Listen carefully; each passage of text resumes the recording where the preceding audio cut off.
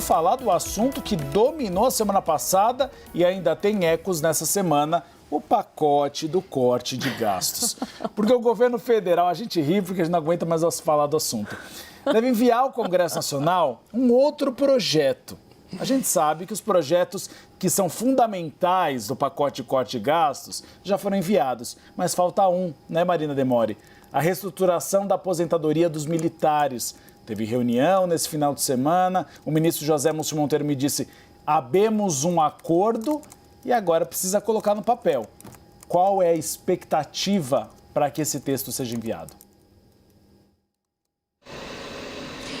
Oi, Uribe, boa tarde a você e a todos. A expectativa de que o texto seja enviado ainda nessa semana, mas a má notícia para você, Uribe, é que esse tema ainda vai ser muito falado até o final do ano, viu?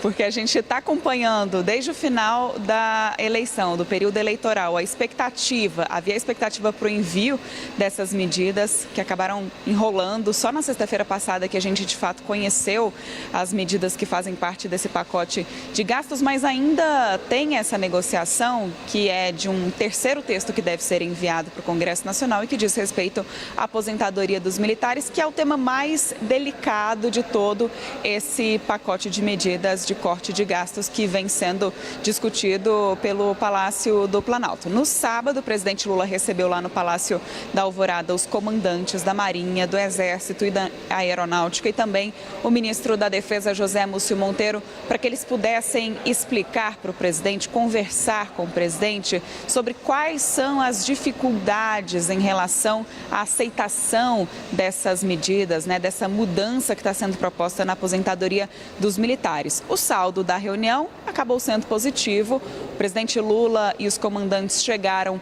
em um consenso de que vai ser preciso estabelecer um prazo para essa transição na mudança da aposentadoria. Então, a partir de 2025, os militares terão 7 anos para se adequar à nova regra da idade mínima de 55 anos para passarem da ativa para a reserva e em 2032 todos os militares vão ter que cumprir, portanto, essa idade mínima que foi estabelecida para deixar a ativa. Até lá, todos os que estão próximo de passar para a reserva, terão de pagar uma espécie de pedágio de 9% sobre o período que falta para completar o tempo de serviço. Então, isso foi o que ficou acordado. O presidente Lula deve expor esse acordo, né, para o ministro Fernando Haddad, para que o texto seja, enfim, enviado ao Congresso Nacional. A expectativa do Palácio do Planalto é boa, porque existe aqueles acordos que foram firmados também com Arthur Lira e com Rodrigo Pacheco para agilizar a tramitação, para que ela aconteça ainda